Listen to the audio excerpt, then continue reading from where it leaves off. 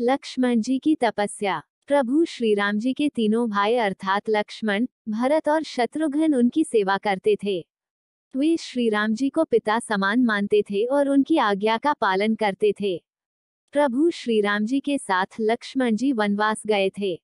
प्रभु श्री राम और लक्ष्मण इनमें अगाध प्रेम था। रावण के साथ जब महाभयंकर युद्ध हुआ था, तब लक्ष्मण जी ने रावण के पुत्र इंद्रजित का वध किया था। लक्ष्मण जी ने इंद्रजित का वध कैसे किया था, यह कथा अब हम सुनते हैं। प्रभु श्री राम जी जब रावण से युद्ध कर अयोध्या वापस लौटे तब उनसे मिलने अगस्त्य मुनि अयोध्या पहुंचे। दोनों में लंका में हुए युद्ध के बारे में चर्चा होने लगी।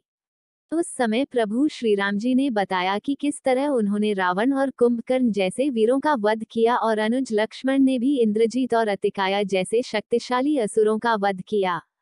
तभी अगस्त्य मुनि बोले, हे श्री राम, रावण और कुंभकर्ण प्रचंड वीर थे, परंतु सबसे बड़ा वीर रावण का पुत्र इंद्रजीत ही था।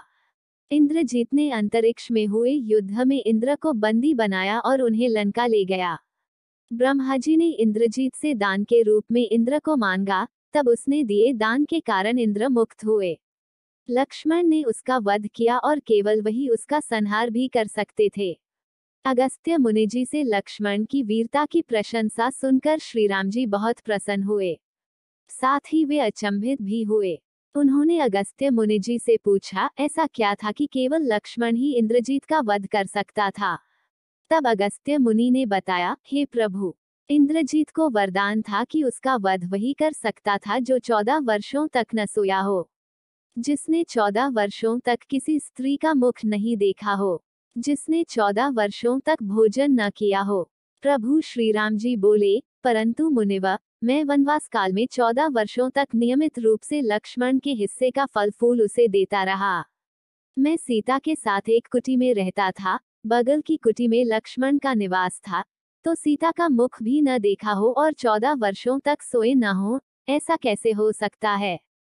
प्रभु श्री राम की सारी बात समझकर अगस्त्य मुनि मुस्कुराए।